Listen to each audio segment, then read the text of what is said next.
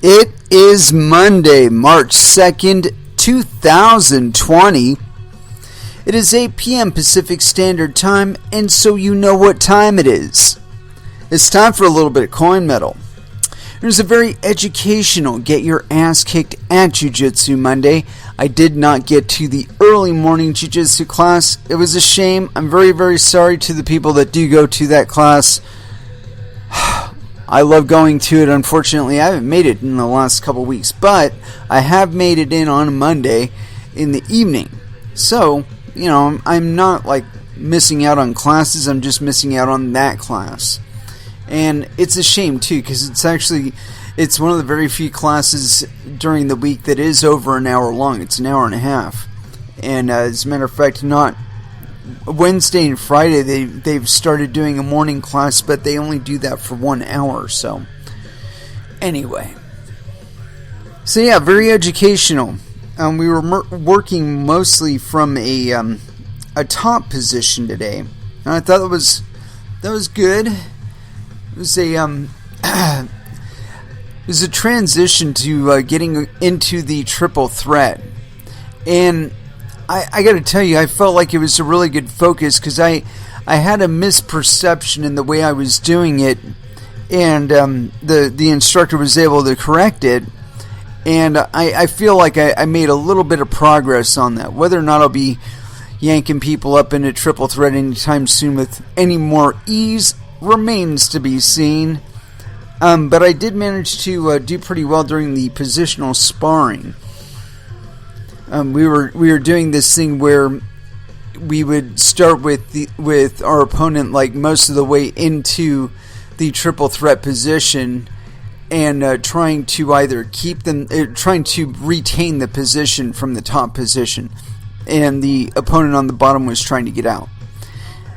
Well, I managed to escape at least 5 times, and he escaped twice. And so, I would expect that kind of differential. Number 1, I'm heavier than him. Number 2, I'm more experienced than him. And number 3, I'm a higher rank than him. So yes, of course, I would expect that, that would be the outcome. But nonetheless, I had a good time with it. And I felt like that is a position that I really do need to work a lot. I seem to panic out when I get into a dominant position, and I don't do anything like really to enhance it from there, except for maybe try and get it into a Kimura, an armbar, an Americana, maybe a choke. But as far as moving it up for that armbar and getting into that really secure higher guard position, it's not something that I've paid as much attention to, and I really feel like that is the big glitch in my top game, is that, and I need to really learn how to properly distribute my weight when I'm on top of my opponent, because it seems like I'm pretty easy to topple over to one side or the other. So either I have to widen my base or something like that. I don't know, but it's only going to come with practice, and so hopefully I'll be making more morning classes. I feel like it also improves your overall cardiovascular health and conditioning, is because it starts you off in the morning and gets your heart rate jacked up, and so your metabolism stays higher for the rest of the day. Now, of course, right after class, I feel like crashing out, and so, if I were in a position where I were like a professional or whatever, that, I had to be there at 8 a.m., there's no fucking way I'd be able to function for at least the first 2 hours of work. My brain would be mush from trying to keep oxygen coming to it while I was in jiu-jitsu. But yeah, so doing things from the top there, really trying to secure in the top position, and really taking a piece-by-piece perspective on transitioning into the triple threat position. And like I said, I felt that was really, really useful. We got really in-depth with it, and I was feeling the spot where my game could be glitching a little bit. with regard to staying on top, or at least I got a little bit of a view in it. I'm sure it's something that I'm going to need to work on quite a bit more. Anyway, let's go ahead and throw down with some music. And for some reason, I'm way down here on the bottom of the list, and body count's on the top. So I'm gonna have to rectify that business. And so, as far as where we're going to go for our first dance, I think this one's appropriate. Talk shit, get shot. First dance here on Coin Metal.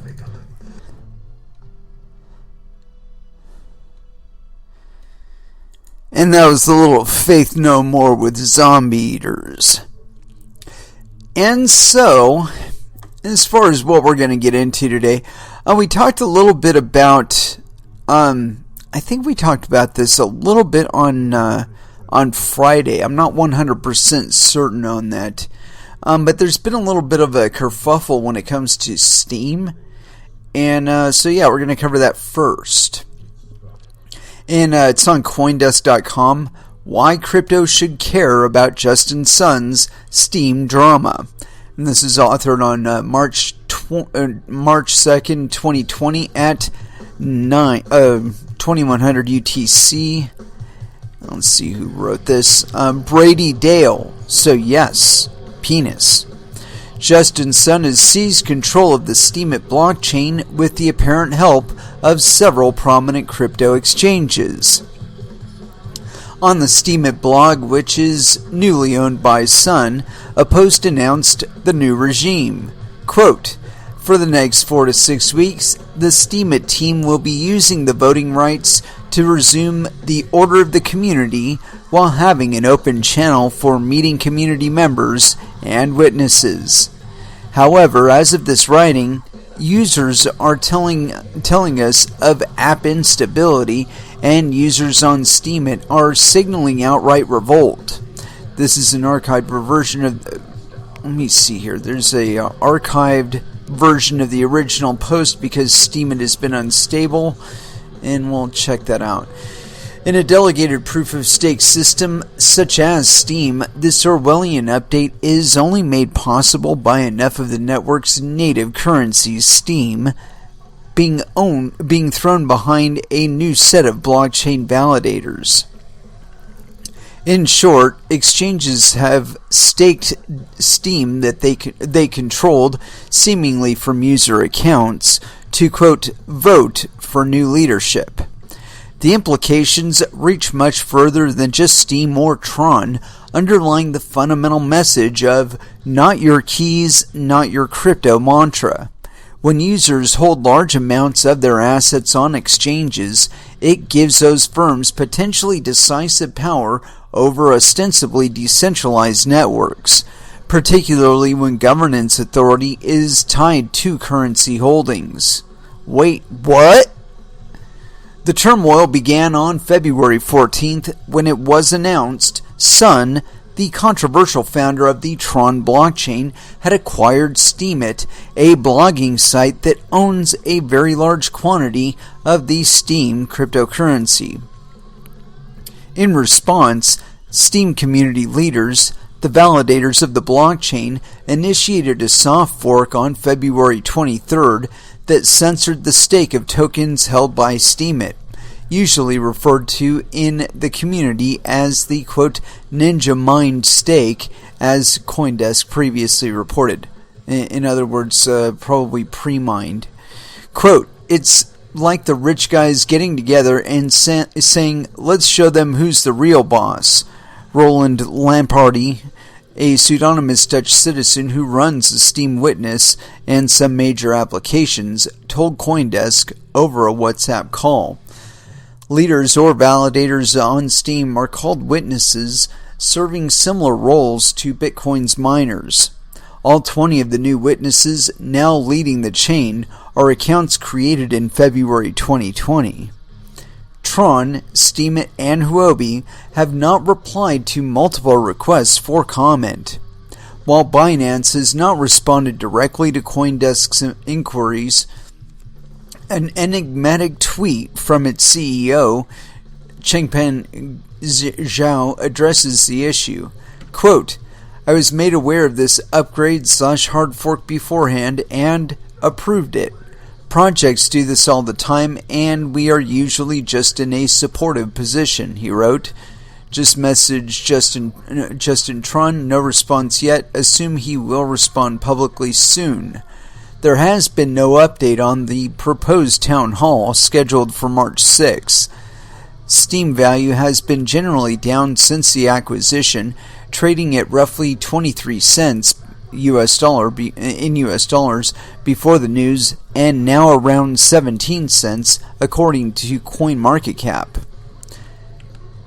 Steemit strikes back. The letter posted to the Steemit blog describes how Steemit had previously used its stake to support the community's development, and says Sun's Tron Foundation, quote, intends to use part of the Steemit stake for such executions. It then writes that the witness decision to soft fork created a need to reclaim the stake and vote in new witnesses to usher in new policies for a healthier ecosystem and community, also adding that the move, quote, may be deemed illegal and criminal. No, it's not. The post details several priorities for Steem going forward.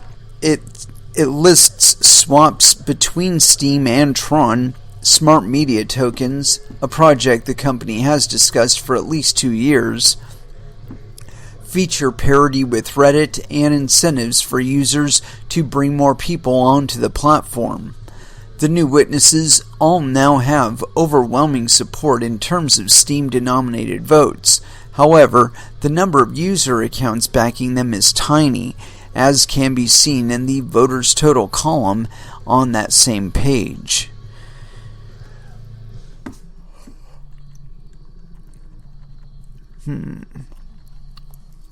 I'm just checking the differences in the amount of Steem supporting new witnesses versus the number of accounts, or Steem, and it's just a chart there. Let's see, misblocks, whatever.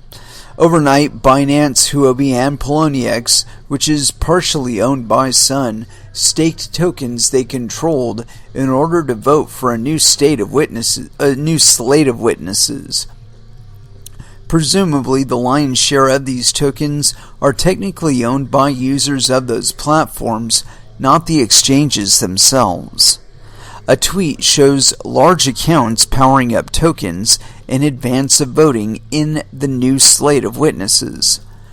Luke Stokes, a witness who has tracked exchange data for Steem for years, verified that the accounts were related to these exchanges. Then, the accounts enacted a new version of Steem software, version 22.5, which released the tokens controlled by Steemit.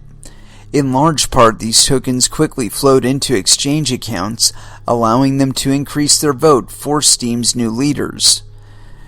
For context, these Steem holdings have been an issue within the community for some time. Land Party said that witnesses have previously discussed hard forks in order to remove the threat of a takeover by the company. Stokes broke down the mechanics of the takeover last night on YouTube. Yeah, you might want to check that out. Steem was created in part by Dan Larimer, who also co-created EOS, which has a very similar structure. Notably, EOS's creator, Block.1, also holds a potentially controlling portion of EOS tokens, but this has not been a major point of contention within the EOS community.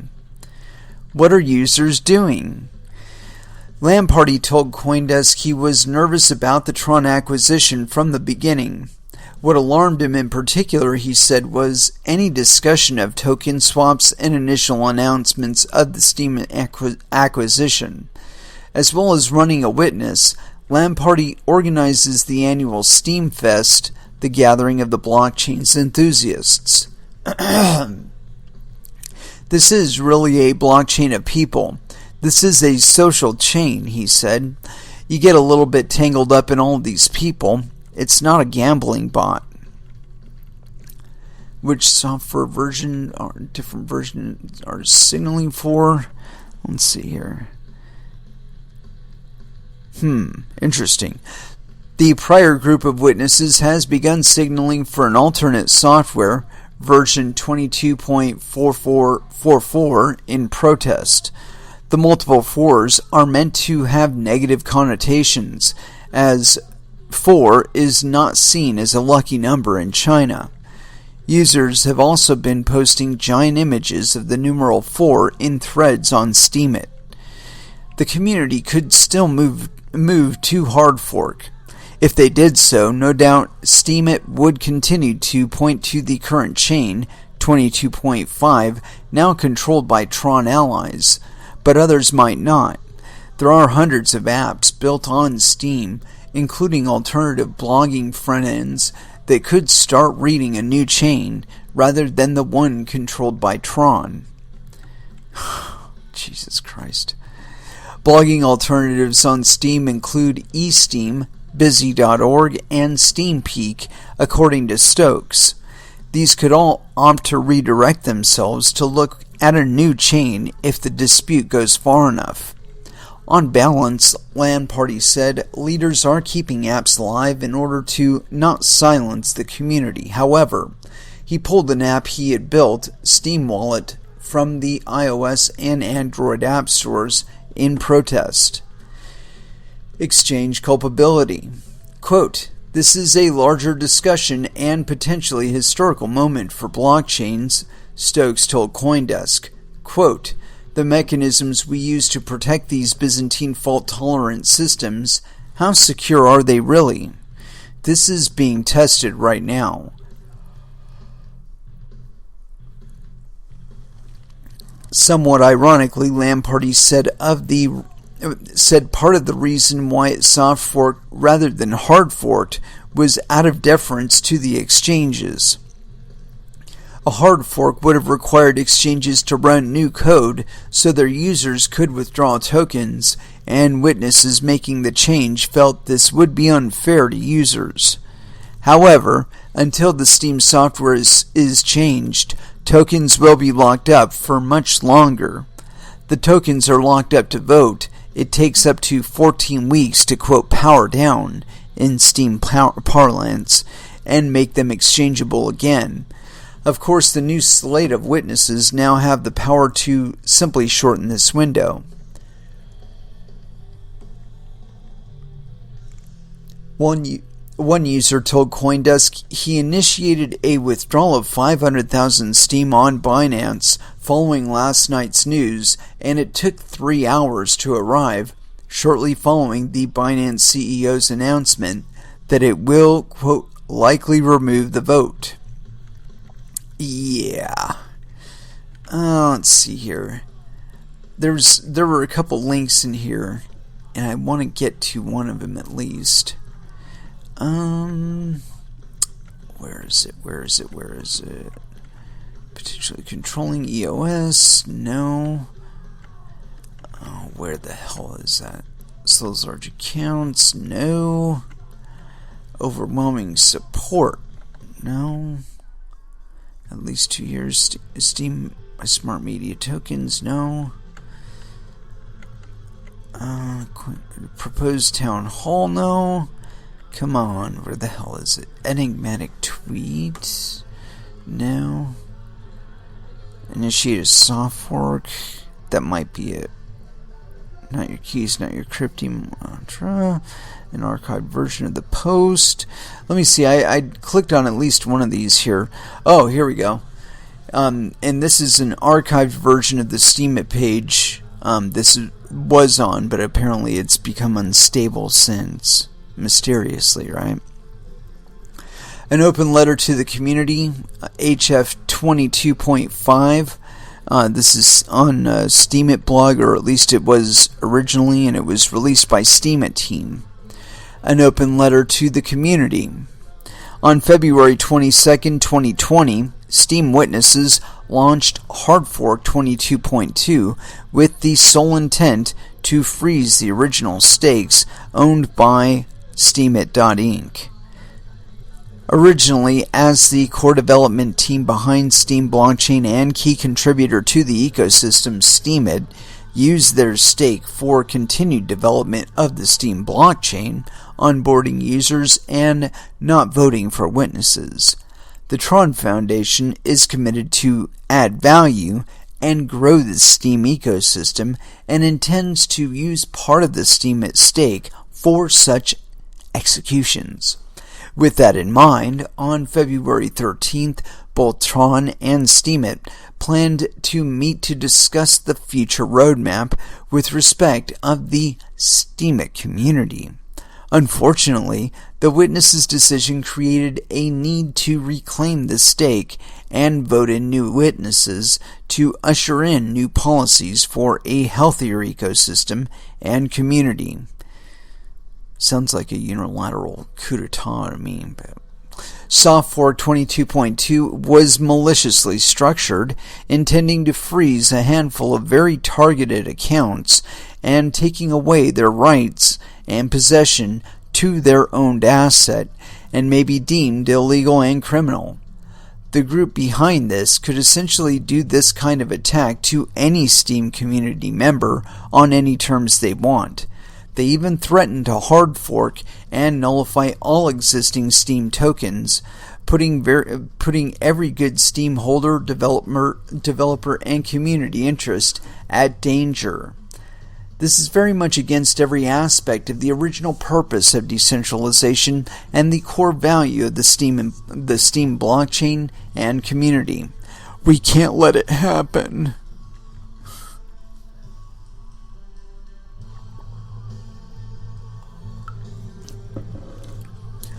On March 2nd, 2020, Steam regained the staked accounts so as to course-correct the hostile behavior led by a small group of people and resume the order of the community. Commitment to the community. The Steam blockchain will not be abandoned or merged to Tron unless the community decides so. For the next 4 to 6 weeks, Steemit team will be using the voting rights to resume the order of the community while having an open channel for meeting community members and witnesses. The goal is to protect the Steam blockchain from bad actors, add transparency, and receive community suggestions and advice. After the 4 to 6 week period, the Steemit team will give the governance back to the community when it's back in order and mutual agreement. Product roadmap.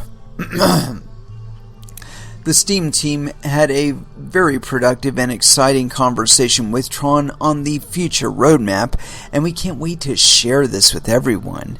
The following features are what we will be focusing on.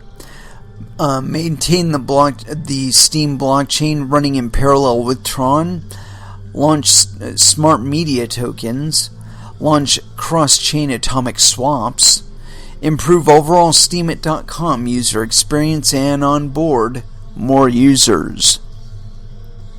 Smart media tokens, SMTs. SMTs are on our public testnet. We have GitHub testing issues created that once completed will ensure confidence in the release. Alongside the SMT release is the SMT Wizard, a simple front end for creating SMTs and client libraries.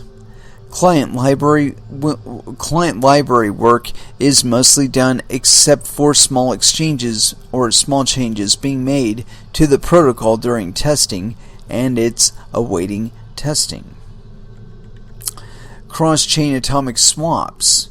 CCAS will use a combination of hashed time lock contracts, HTLCs, and header-only verification to seamlessly move tokens, Steem, TRC20s, and SMTs between Tron and Steam.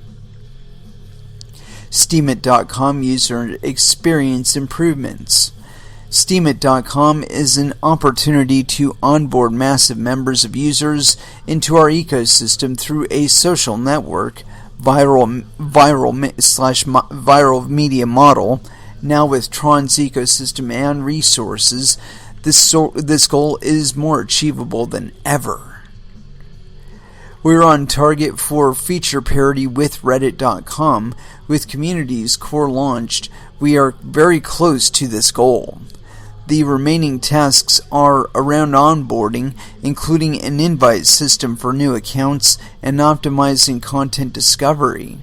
Specifically, our primary goal is to emphasize the organic and sustainable models for growth that Steemit.com enables. We plan on doing this by, number 1, lowering the barriers of entry by streamlining the sign-up and first-use experience on Steemit.com and on the Steem blockchain. Number 2, contributing to the quality and authenticity of the user base by implementing an invite/referral sign-up system.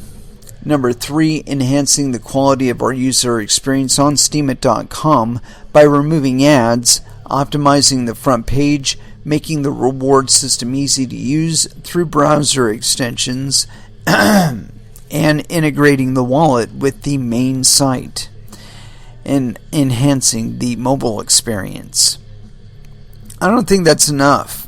And as a matter of fact, I think this latest move in governance is probably signaling some bad stuff to the community at large. It seems like there's other DPoS projects out there that have had issues, and I expect that they will continue. It's simply that you cannot stack that many users on top of a system with so few validators and expect to have positive results at least. Continuing on, more rewards to witnesses. Community is the core to the Steem ecosystem, and witnesses should earn rewards accordingly given how important their roles are. We will come up with a plan to reward witnesses' privileges in Steemit, like staking rewards. More users. Tron is known for its thriving ecosystem. No, actually, they're known for buying other people's communities and other people's ecosystems and trying to make them their own. And now Steemit has access to Tron's active 15 million user community, a distribution network of over 600 million DAU, while meanwhile leveraging Tron's powerful marketing resources as well as some top industry leaders. More development. More development support will be provided. Not only do we have access to more engineer support, but also we can run more hackathons and devote more capital to support the development of community projects. That's good if you're focusing the vast majority of your resources to exactly those ends. Continuing on. More liquidity. We'll be learning a lot from Tron's team on how to build a healthy exchange relationship, and we'll be having more conversations with exchanges to learn the best way to get listed and have more trading pairs. A brighter future. Steem and the Steem community is one of a kind within the current blockchain landscape. It had its own library, its own history, but now with Tron's resources and ecosystem behind it, it's time to course correct and build a healthier and thriving ecosystem around this dynamic community. This will be nothing but an exciting future. Yeah, okay. Let's see what some of the responses are. Let's see here. Roland P. says, do you understand this is exactly what we wanted to prevent? With this move, you, quote, number 1, literally killed Steem. Number 2, used customer funds, called your friends at exchanges, and without customer knowing, used funds residing on exchanges to power up and vote. And 3, centralized the Steem chain.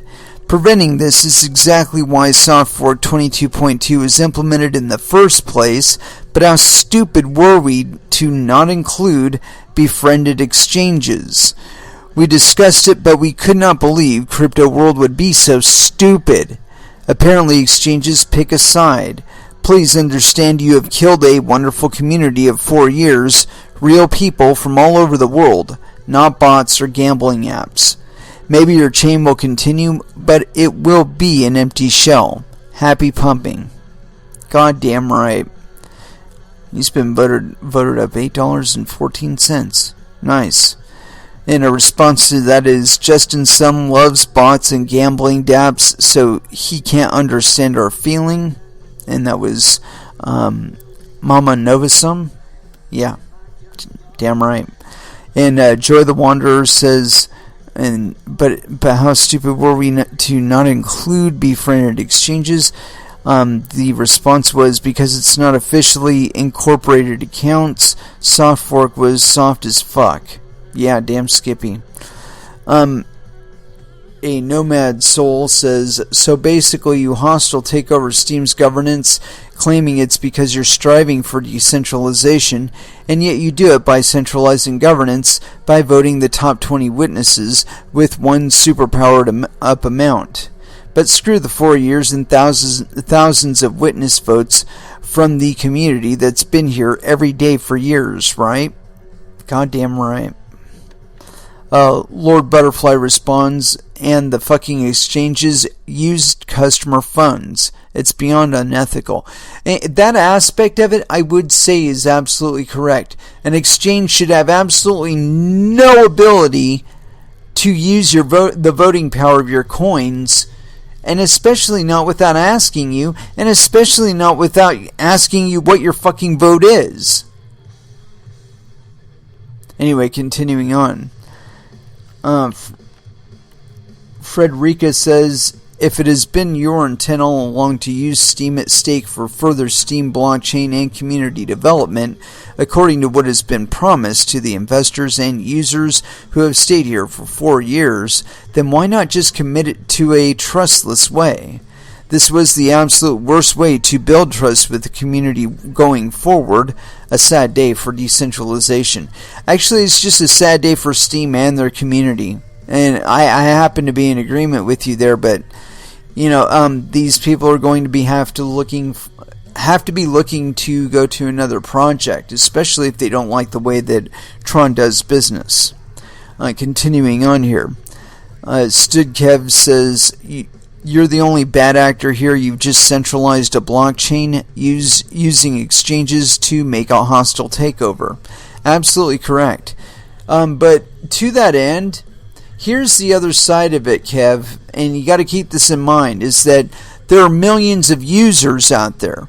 They're not necessarily the same people that are pulling this shit. They're not necessarily people that are going to be benefiting from this shit. So, they have absolutely no interest in staying with this version of the blockchain where it's been centralized to fuck.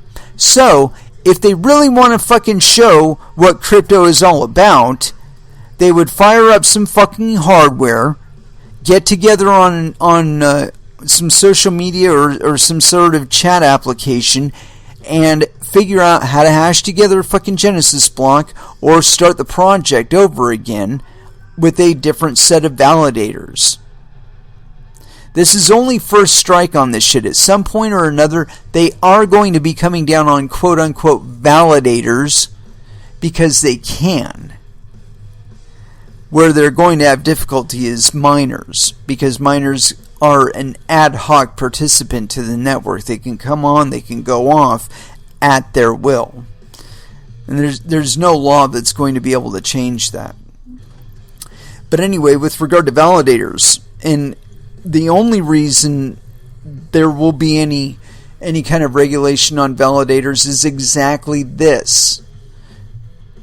So, when it comes to something like this, the last thing you need to be doing is going to mommy and daddy, your government, and saying, fix this for us, help us out, we don't have any recourse. That's bullshit. You knew when you signed up that there was no protection from mommy or daddy, and creating a pretext for them to come in will only create a pretext for them to poke their nose in and think that they have something to say about everything else too. And that doesn't help anybody. And besides that, I think they'll just laugh at you anyway, but that's beside the point. I think that some regulators have spouted their mouth off and said stuff that is not only not enforceable by law, but it's not a crime, not a criminal activity. And they are not in the position to be writing laws. They are to be listening to laws. They are to be following and complying with laws. Not telling you what the new laws are. Because, again, that's not their position. Anyway, let me get a little bit further into this. Here we go. Lord Butterfly says, "You fucking used exchanges to take over the chain. Are you retarded? This has to be illegal somehow, you commie pieces of shit." Yes, it does have to be illegal somehow. But this is the reality of it, and you have to listen right here. And this is by Jace KW. He says, "Good luck. You just lost the whole community, the most valuable thing here." That's absolutely correct, sir. Or ma'am, I don't know who, and I don't really care. Absolutely correct. The community makes these coins worth anything. No community, no value. Capiche? You make decisions that are too toxic to your community, you will lose them to other competitors, or they will fork you. If you represent too small a percentage of the actual hashing power out there, they'll just fucking fuck you. Bye-bye. And I expect that this is actually going to happen with the few DPoS projects that are worth a shit. And I don't know that Steam is actually one of them, especially now that Tron owns them. But it's the truth, though, that at any point, the community can fork a coin and keep on going their way while the exchange goes on another way. You know, and the network will only stay viable as long as there's actually enough miners on it. But as soon as it becomes more valuable to attack it than to play by the rules, what I expect to see on Steam is a drop in the actual potential validators in the pool. And that this is assuming they aren't able to vote themselves back in full control. I think they are able to, but yeah, I think if they fail to do so, and these validators that are just validating for the exchanges, if they happen to retain control or dominant stake on the Steemit network, I think that people will just fork off of it. That whatever potential validators there are out there will get together and say, you know what, we're going to validate our own chain now, and fuck these guys. We're going home. And then, of course, Steam will fall to being nothing. Exchanges will pick up the alternative coin instead. They'll drop the support for Steam, and everybody will go on their casual, merry way. But yeah. Let's see here. Here we go. HoloZOR says this is a response to more rewards to witnesses. Community is the core to Steam ecosystem, and witnesses should earn rewards accordingly, given how important their roles are. We will come up with a plan to reward witnesses' privileges in Steemit, like staking rewards. And HoloZor says, but a platform like this is nothing without content. Do you surely believe that the witnesses need to be rewarded more heavily? Do people use Reddit, Instagram, and Facebook to see drama about Reddit, Instagram, and Facebook? No, they go there to follow and discuss things that they are interested in. We need less content about Steam and more rewards for dedicated content creators and people who grow communities. Yeah, absolutely. Let's see here. Well, I think that's about enough on this article.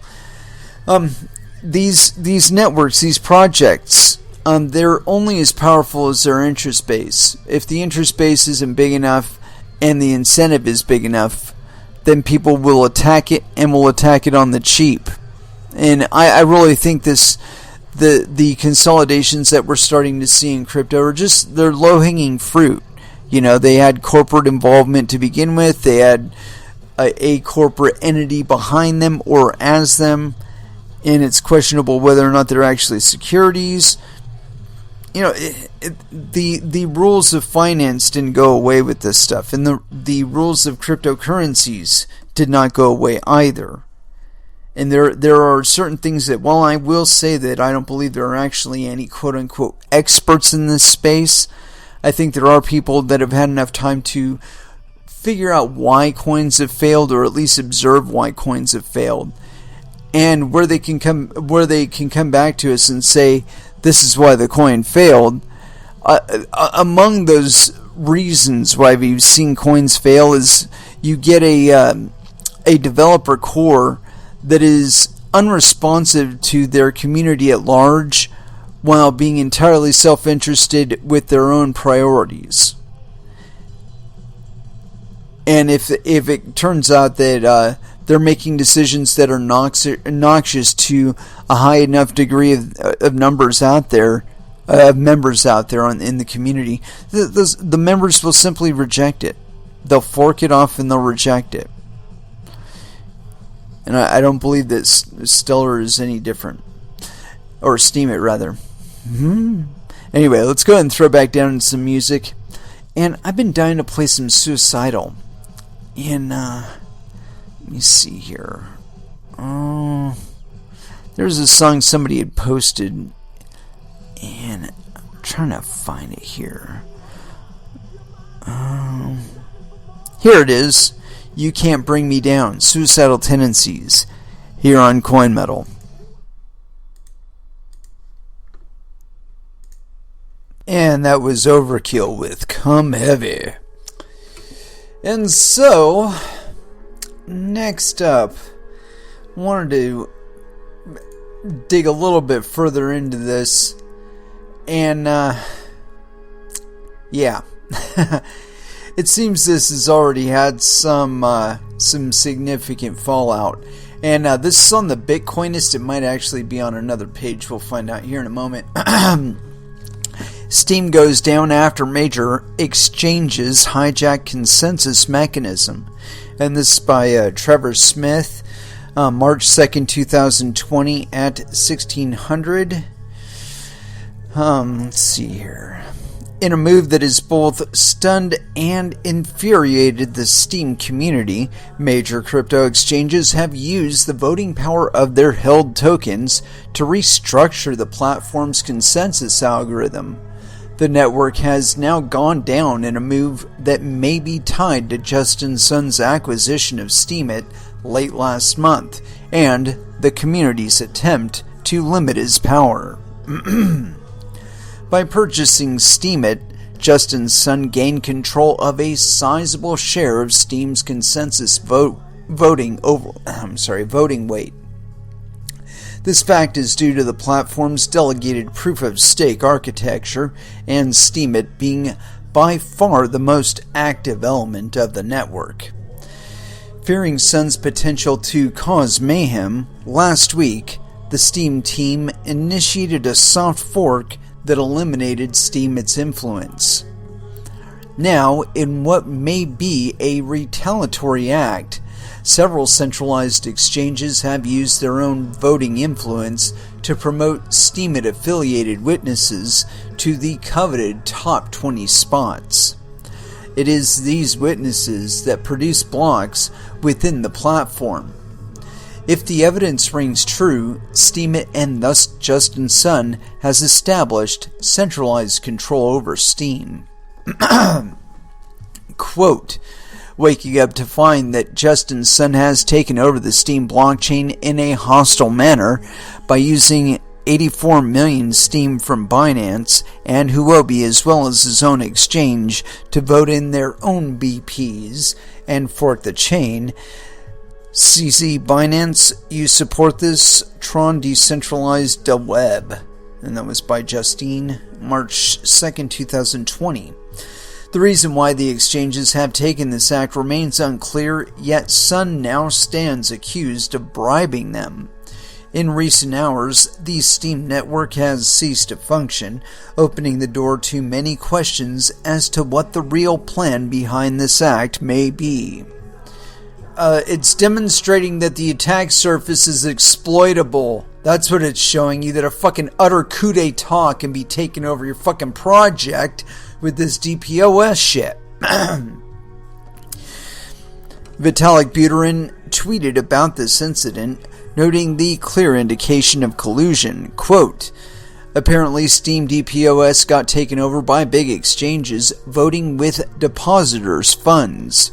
Can anyone confirm and or provide details? You know what, Vitalik? You would think that anybody who could do it would be you.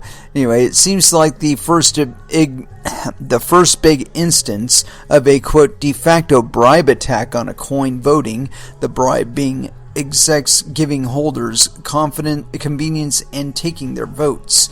Vitalik Buterin. Not surprisingly, Steam advocates are furious.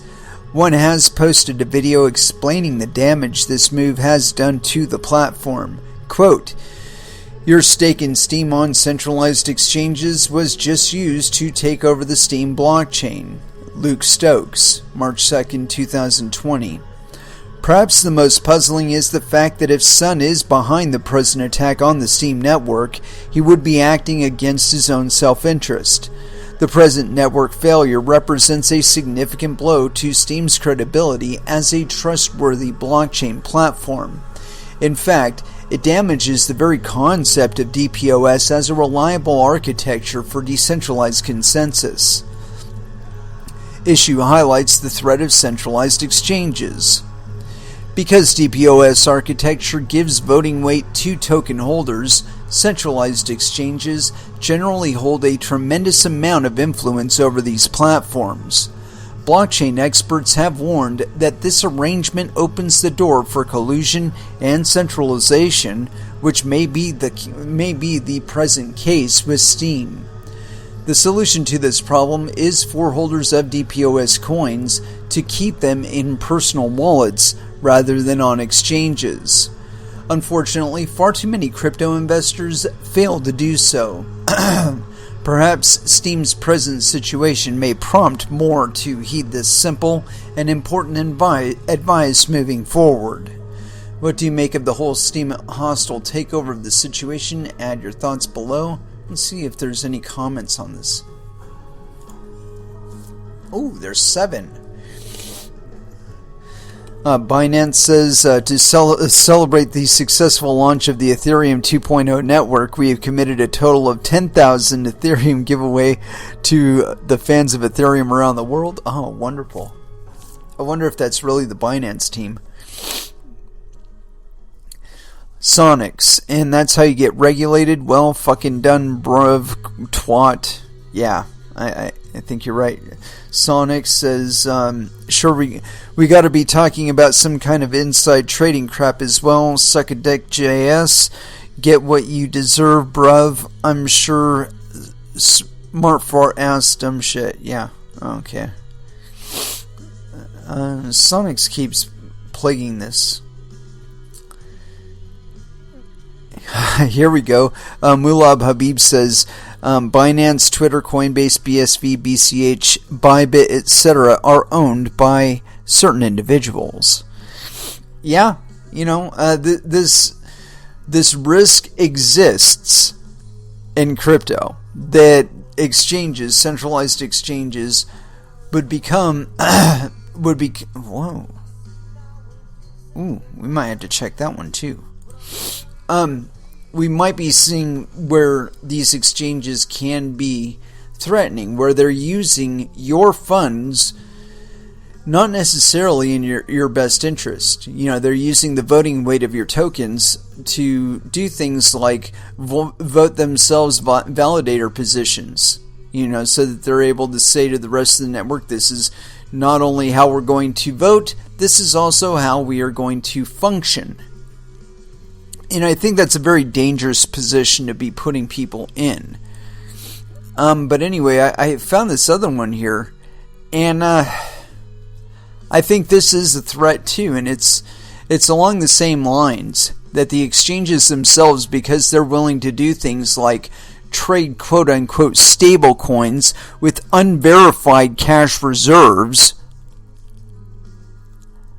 on their exchanges and be exchanged for coins that people actually put hardware, electricity, and bandwidth to mining and maintaining.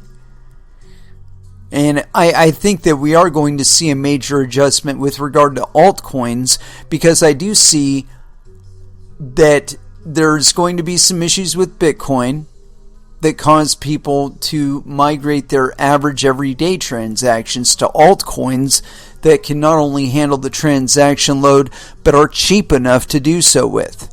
Anyway, this is on the Bitcoinist.com, and again, this could be an aggregated article, so we may be migrating. Anyway, is the Bitcoin network becoming unsustainable? And this is by Luke Whelan, and it was authored March 2nd, 2020 at 3. And so yes, penis. The electricity used to power the Bitcoin network is to power the Czech Republic more than once over. New figures by a PwC researchers have shown that the Bitcoin network uses more electricity to keep it running than the Czech Republic, a European country with a population of over 10.5 million people. I bet you there's something off about that. The process of Bitcoin mining uses 77.78 terawatt hours per year. Mining is the computing process that is used to add a new group of transactions, blocks, to the global publicly visible ledger, the blockchain, which displays all historical transactions. To put this into a more relatable context, each individual transaction uses the equivalent of 2 months' worth of electrical consumption in an average British household. Perhaps most disappointing for Bitcoin advocates is the fact that the carbon footprint of all computers used to mine Bitcoin is currently the same as the carbon footprint created by 780,650 Visa transactions. The problem has become amplified over recent months because the recent bullish conditions and the high demand for Bitcoin transactions resulting from this. Where does all the energy from Bitcoin mining go? During the mining process, a super custom made computers, not super custom made computing devices called ASICs, are programmed to endlessly compute mathematical equations. By completing these complex equations, they are able to add a block of transactions onto the ledger, known as the blockchain. However, people just like you and me could be running those fucking ASICs just as easily as somebody in fucking China. Continuing on. Together, all of the computers used to try and figure out the answer to these hyper-complex equations are very inefficient. Not so at all. As a matter of fact, I'm going to stop reading right there and comment on this because I think this is a very salient point. That's fucking bullshit. When any fucking device, and I don't give a fuck what it is. It could be your desktop, it could be your laptop, it could be your goddamn Xbox. Any device that you are currently owning has experienced significant efficiency upgrades over the last 5 years due specifically to things found out in mining. Not just on the production end, but on the performance end, where people are fucking overclocking their CPUs and their GPUs for damn near years on end with very, very little, if any, downtime. And it's been a testament to pushing the extremes of computing. And it has bumped us up several iterations in diameter measurements on our circuitry in all of our devices. Every single device around you, every year since about, I would say, 2012, has been impacted by the demand for mining hardware. Everything has gotten cooler, it has gotten smaller, it has gotten faster, it has gotten more efficient because of people pushing their ASICs and their GPUs and their CPUs as hard as they possibly can, and their FPGAs, as hard as they can for months, years on end. And so, yeah, I think that idea that it's inefficient, fuck you, it's not inefficient. If anything, it is driving, it is incentivizing efficiency. Bitcoin mining is one of the very few things on this planet that does. I mean, the truth be known, if the average video card were introduced to somebody in, say, the year 2000, somebody who was working on VR or AR even, if you were to hand them that GPU, the kind of shit that they could get it to do would just blow your fucking mind. But we're being held back by it, I think, because people just aren't prepared for that kind of computing yet. But the hardware is capable of it. And again, that iterative increase in performance, that's at least partially mining-centric. You know, that there have been improvements, iterative improvements in hardware. And again, these things can be directly attributed to what has been learned in manufacturing hardware for mining and the performance of that hardware in the wild. Continuing on. Each computer requires a huge electrical input and has an average lifetime of just over 1.5 years. That's not necessarily true. That's a profitable lifetime for 1.5 years, and that all depends on the rest of the network. You know, if there's been a significant decline in the amount of hash power being dedicated to it, then the difficulty goes down, and all of a sudden the S9s or whatever, or the S7s or even S5s that you've had stashed away in your closet are suddenly profitable to mine with again. Continuing on. As a result, Bitcoin also quickly produces a large amount of waste. This waste isn't even recyclable or reusable. That's also bullshit too. Bitcoin currently produces as much electronic waste than Luxembourg, 10.71 kilotons to be exact. I wonder where they got that from. To make the case for Bitcoin's sustainability worse, only 2% of devices used will ever calculate the equations.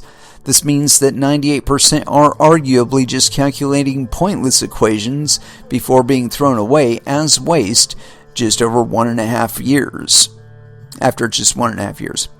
Alternatively, the computer companies and banking institutions used to process and maintain the current financial ledgers are all, quote, useful and thrown away less often, as they don't require the power to work endlessly through difficult equations. Yeah, and their markets are also on a 5-day, 8 a.m. through 4 p.m. business cycle, and we just... But that's not good enough. Are there any solutions? Some blockchain professionals have suggested that this is an infrastructure problem in the mining community. I don't. Anton Sholopanov, managing director of Materium, suggests that the heat generated by the Bitcoin ASICs to heat up dwellings.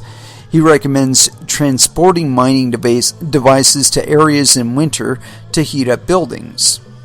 Others have suggested that as Layer 2 Bitcoin programs develop, the efficiency of the network will increase. No, that's a bunch of bullshit. Layer 2 changes are designed to add secondary frameworks to the Bitcoin protocol.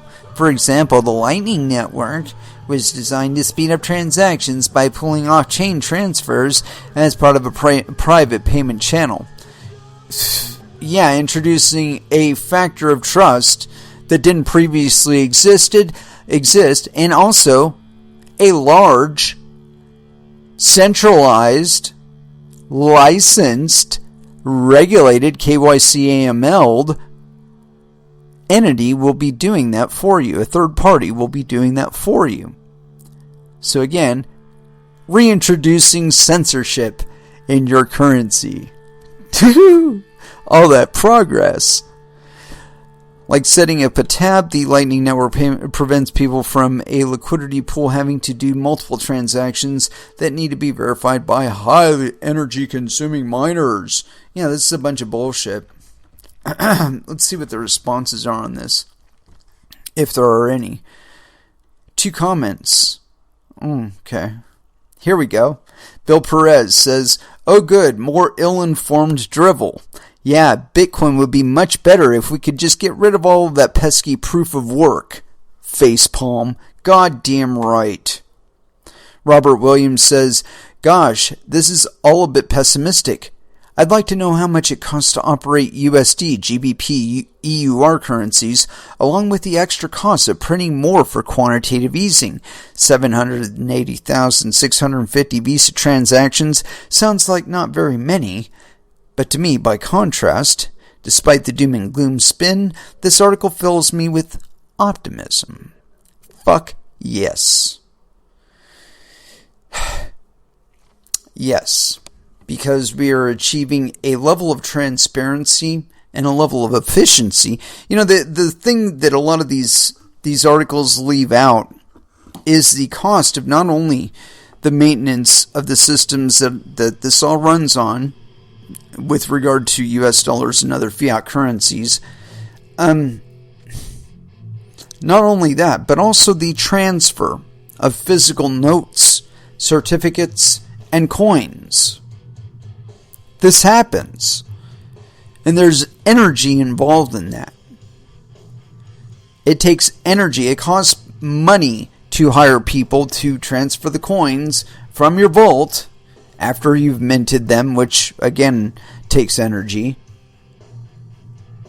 and puts them in the vehicle and then transfers them several hundred miles potentially to the bank that they're being received at. And again, more transferring the coins to the bank and the papers to the bank and the certificate to the bank. Point being is there's little bits of energy there that don't seem like a whole lot, but when you add them cumulatively over an entire nation, or even if you want to go international with it, which you absolutely should, considering that you're trying to contrast it versus the Bitcoin network. Okay? And when you look at things like just the fact that there's a significant amount of loss on the SWIFT network. I read about a report a while ago, it's probably a year, maybe 2 years ago on this show, about where the SWIFT network like fucks up like 30% of all the transactions that happen on it. And really, in reality, nothing fails 30% of the time without it being designed to do that. I mean, either that or there's just so much regulatory cruft and bullshit in there that's where your loss is occurring. But there are parts of the SWIFT network that get very, very dodgy service, have service interruptions all the fucking time. However, when you contrast that with Bitcoin, with the level of energy that's being dedicated to it versus the SWIFT system or any other international or just a corporate network like Visa or MasterCard, you'll find that if you take into account all costs, and we're talking about fraud, we're talking about service disruptions, we would find that Bitcoin is a far more efficient network and a far more reliable network. I mean, people completely underestimate what we're achieving with all of that hashing power. When you're talking about what's backing Bitcoin, that's exactly what you're fucking talking about. It takes all of that electricity, it takes all of that hardware, it takes all of that bandwidth to support this fucking network. If you want a stake of that, fire up some fucking hardware, hook it up to a mining pool, and fucking get going, kid. Anyway, let's go ahead and throw back down into some music. Coming near the end here. And there was a whole bunch of other stuff I wanted to get into, honestly. Let me see if I can squeeze at least one more in. And we've been talking about issues with regard to interest and governance. where we're already seeing in these supposedly decentralized systems, and we're seeing exactly how centralized they are, or at least how centralized the active interest in them is. And that's really the danger there, is that the big lever that can be used to alter the coin dramatically has been handed to a very tiny number of people. As a matter of fact, I think just Tron, the guy that runs Tron. And that's a huge dependency that I hope they fucking divest themselves of very quickly. But it's all of this in mind, this idea of disinterested parties or not as interested parties determining governing aspects of a coin or a project. We're seeing it now in the wild with Steemit and IOTA and other projects. But just imagine if we were talking about a CBDC. Okay, now we're not talking about something worth a couple $100 million. Now we're talking about something worth several $1 trillion. And so, considering what we're experiencing with these limited governance models with distributed proof of stake, where you've got this selection methodology for who you pick as your validators, and you've got a limited number of validators and so on and so forth. Okay, now extend that out to a national fiat currency. Can you imagine the level of disruption we're talking about here? Bitcoin itself would look like the most efficient fucking payment network on the planet when people are considering the things like lost costs. Just because you couldn't do business right then because the network was down, or there was some major rollback on the network and you didn't really have the coins that you thought you had. Lost opportunities on the marketplace. I mean, really, we're talking about catastrophic events. And again, I'm being a little doomsaying here, but really, we have to entertain these worst case scenarios because we're seeing them play out. If we didn't have any viable examples that we could point to and say, yeah, this is a fucking danger, we should watch out for that shit, then yeah, I'd be barking into the wind. But we're seeing it happen right now. And so layer on top of that the idea that there's going to be this coin and it's going to be determining the standards for other coins. Anyway, continuing, I want to get into this article here. It's on news.bitcoin.com.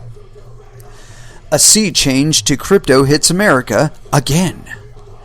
A sea change is coming to cryptocurrency in America. It is likely to hit in two separate waves: a central bank digital currency and draconian regulation that shuts down free market activities, including development. The wave of a central bank digital currency.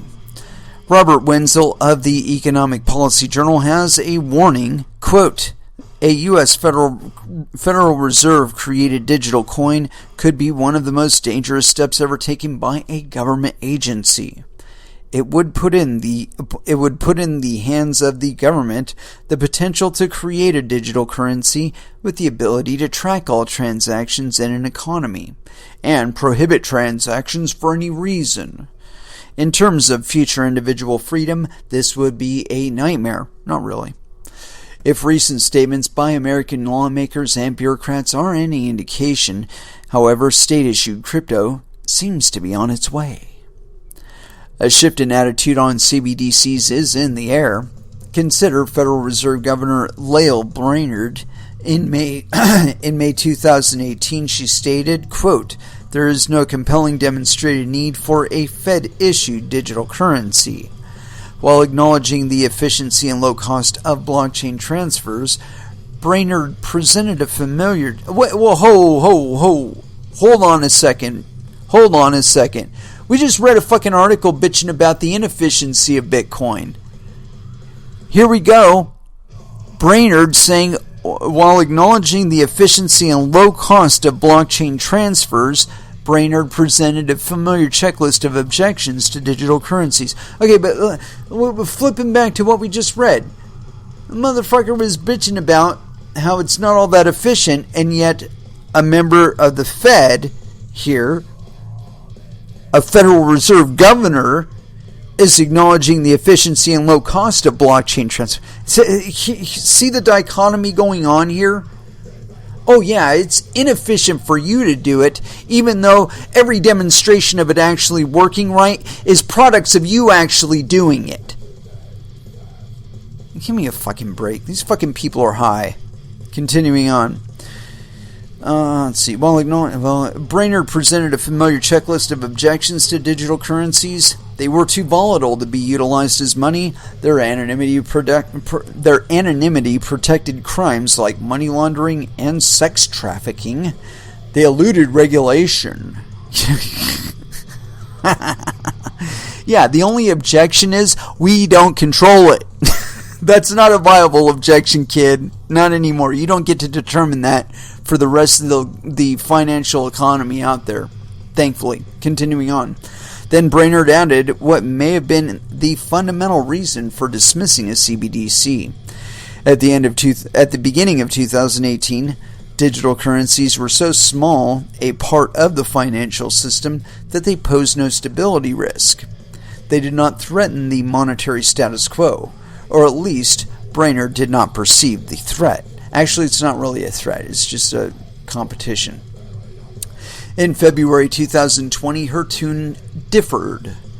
The Fed is conducting research and experimentation related to distributed ledger technologies and their potential use case for digital currencies, including the potential for a CBDC.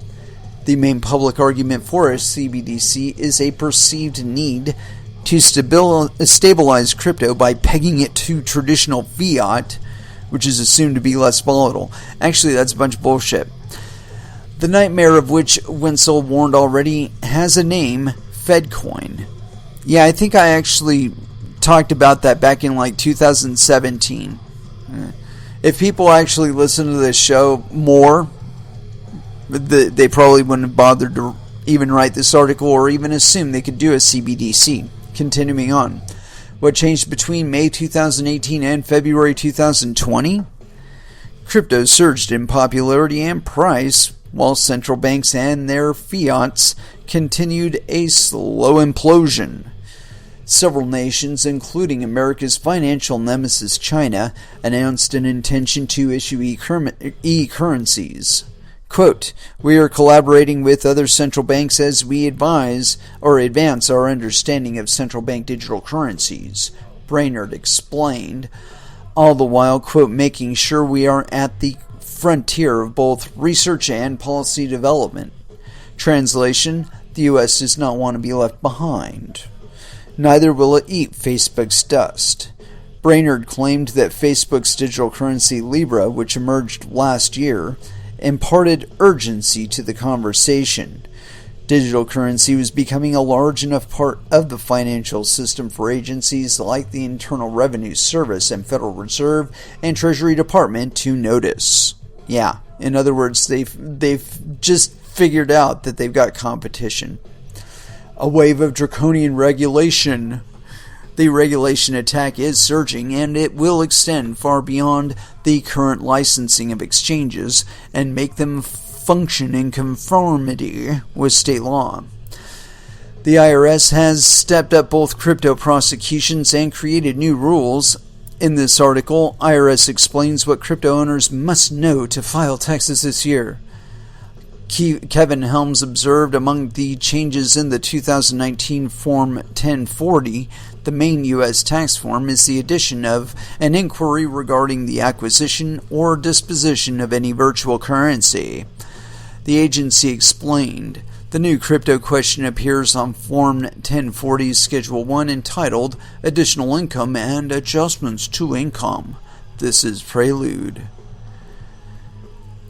Treasury Secretary Steven Mnuchin recently revealed that the department's Financial Crimes Enforcement Network, FinCEN, was preparing significant new requirements in order to provide transparency to crypto in a quest to prevent crimes such as tax avoidance. Here, transparency is a synonym for state surveillance. Quote, "We want to make sure that technology moves forward," Mnuchin continued, "but We want to make sure that cryptocurrencies aren't used for the equivalent of secret Swiss number bank accounts. He added that FinCEN and the Treasury Department are spending a lot of time on this. The Department of Justice is even more blunt, declaring Bitcoin mixing to be, quote, a crime in and of itself. Yahoo Finance's article, U.S. DOJ calls Bitcoin mixing a crime and arrest of software developer, indicated how seriously the DOJ takes this alleged crime. Larry Harmon was arrested earlier this week for allegedly participating in a money laundering conspiracy worth over $300 million in cryptocurrency involving darknet marketplace Alphabay. However, the family of the Coin Ninja CEO claims he was never involved with Alphabay. Harmon's case raises pressing questions about developer liability in the crypto industry. The mere development of tools has been criminalized. No, they actually can't do that. And I would bet anything, if this case were actually brought to court, shit would get thrown out. Continuing, the two waves flood together. As yet, Mnuchin has not supported a CBDC. He merely echoes President Trump's loud concern that crypto is being used by bad actors and the abuses must be reined in by careful state monitoring. The easiest way for this to be done is to create some form of CBDC on a blockchain protocol that the state controls. However, the state's pattern in monetary matters can be judged by how it handled private competition to the money it has issued in the past. Whatever the politicians say now, the same pattern is likely to hold with crypto as soon as it becomes pragmatically possible. First, state money is issued through a central bank, and free market competitors are controlled by regulation. Quote, to start with, I suspect it's going to be a parallel currency, the investment guru Doug Casey explained, perhaps usable just within the U.S., which, in effect, would be a form of foreign exchange controls even more effective than the inability of Americans to open up foreign bank and brokerage accounts today. I think it's a near certainty that they're going to do something like this, and soon. Second, the state will attempt to establish a monopoly by criminalizing the ownership of free market crypto and perhaps mandating the ownership of state issue. One manner in which a fiat has been historically mandated is by making taxes or other state fees payable only in that form of money.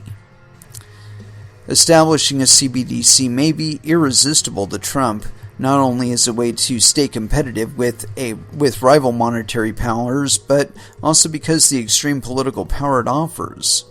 A CBDC would serve the state in at least two ways. By controlling the design of the FedCoin's blockchain and in terms of use, the state can strip away encryption and anonymity so that every transaction is identifiable. Every user can be taxed. Every coin can be confiscated. The threat of confiscation or being shut out of the financial system is a means to impose social control. The CBDC eases people into a cashless society. States dislike cash because it offers anonymity that blocks their ability to tax and control. If only the CBDC were permitted, however, extra taxes could be levied and social control asserted. If the state wanted to prevent someone from traveling, for example, it could block the person's ability to buy a plane ticket or ammunition for a gun. As usual, the freedom and prosperity of individuals will be stolen in the name of a noble cause, fighting sex traffic or child pornography. In reality, it will be done to empower the state. The title of an Economic Frontier Foundation article stated, in foreshadowing cryptocurrency regulations, U.S. Treasury Secretary prioritizes law enforcement concerns. Yeah, fuck the rest of the economy, just, as long as we can enforce our laws. The wording of the coming regulations and probable Fed coin are not yet known. Their purpose is clear, however. The state wants to convert cryptocurrency into a form of state fiat and a technology of financial surveillance. The latter can reveal far more than economic transactions. As the FF observed, they can point to everything from your friend network to your sexual interests to your political ambitions. State-controlled e-currency means state-controlled individuals. Yeah, I believe that. Well, let's see if there's any comments on this thing. Ooh, there's one.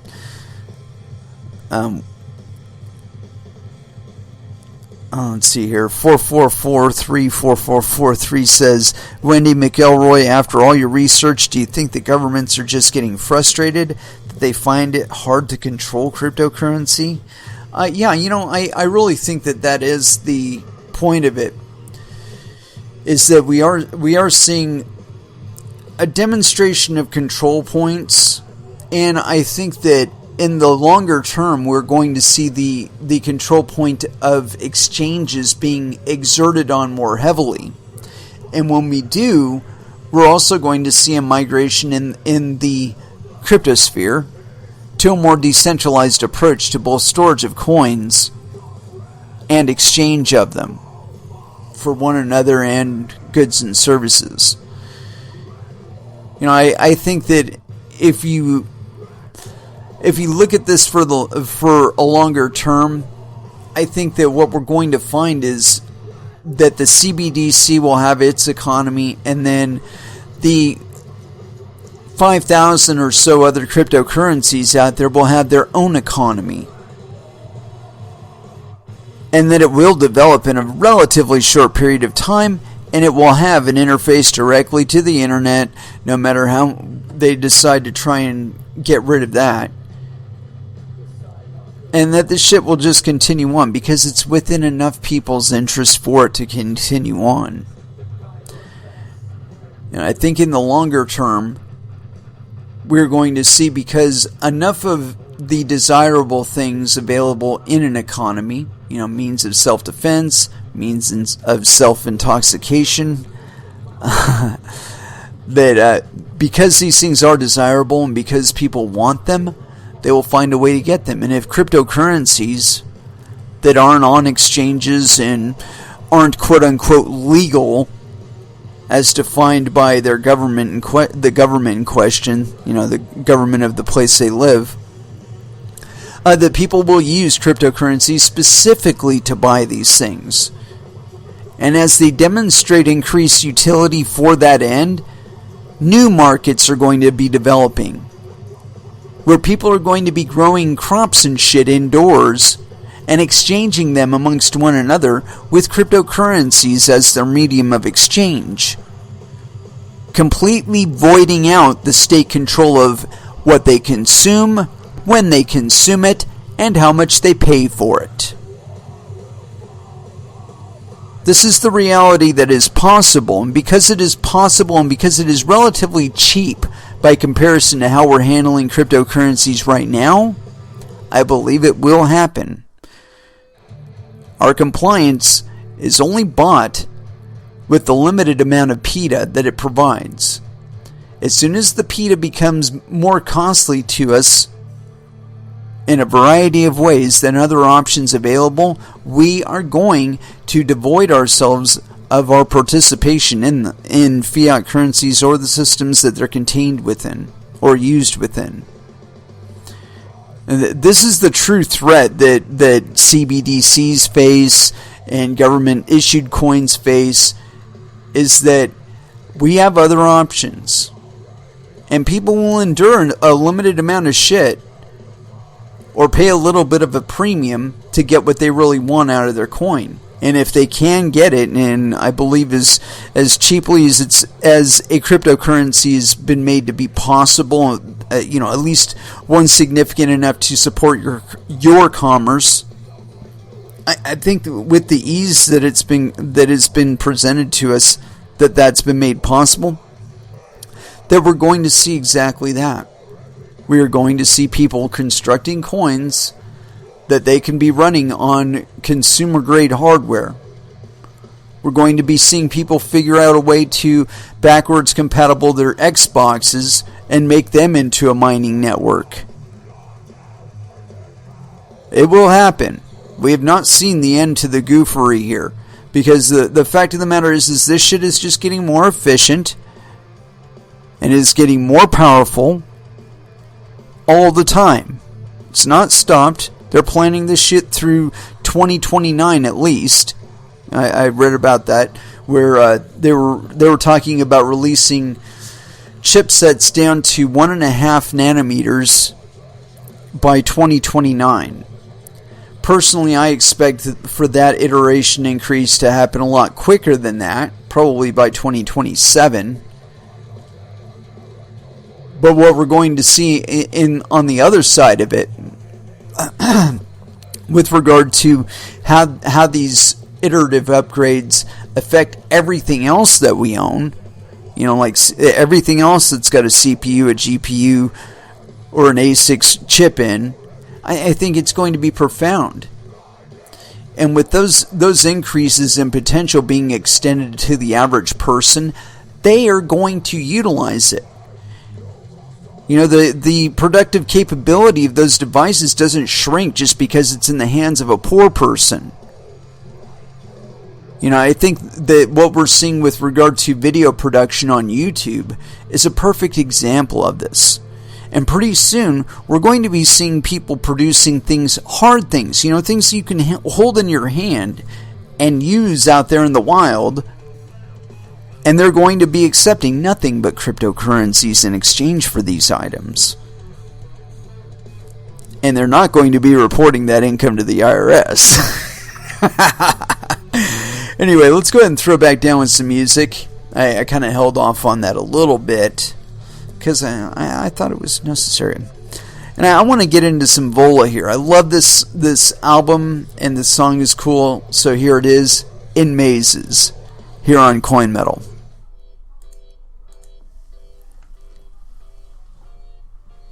And that was Clarity Through Deprivation by Suffocation.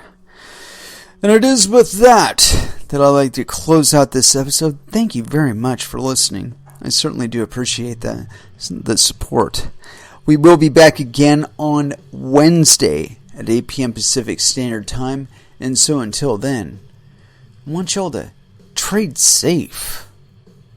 Do your homework. And watch out for your own bunghole, because nobody else is going to do it for you, no matter how well you delegate your stake. And so, with that, I'm going to close this one out with a little bit of Slipknot here, the Heretic Anthem, here on Coin Metal. Thank you again for listening, and y'all have an excellent evening. Good night.